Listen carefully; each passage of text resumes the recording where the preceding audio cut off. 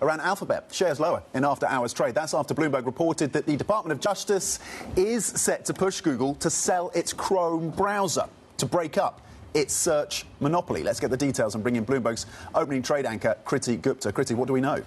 We know that this could become one of history's biggest antitrust cases, a title that's currently held by Microsoft in the late 90s at the moment. What's crucial here is that the Justice Department has decided to ask Amit Mehta, who's the judge who earlier this year had ruled that Google illegally monopolized the search market. So some pretty strong evidence, a pretty strong case to begin with. But I think what's changing is how do you remedy it? And that's where this issue comes up, that they may actually be able to peel off Chrome. Here's why this is so important when it comes to the Google and the Alphabet broadly kind of licensing. Chrome is the largest internet browser in the world. 61% of traffic goes to Google Chrome, and it is competing with the likes of, for example, Safari, Internet Explorer, Mozilla Firefox. But this is really the main way that Google is able to not only detect who is searching what, but also collect that data and then give them targeted ads. That is the crux of the case that Amit Mehta had ruled upon back in August. The concern here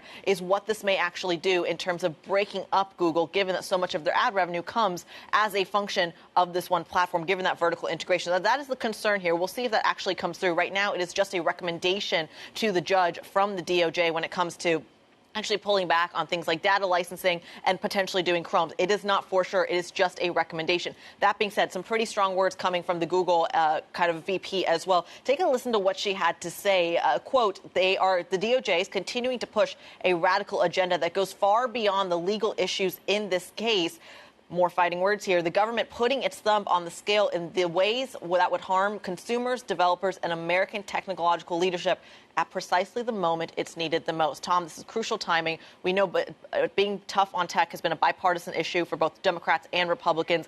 We'll see if that eases under a new administration. Yeah, initiated under former President Trump, and now, of course, he's coming back in. So, as you say, we'll see whether or not this progresses, and the time frame is looking at April and then August in terms of when this potentially wraps up, 2025. Bloomberg's opening trade anchor, Kriti Gupta, thank you very much indeed.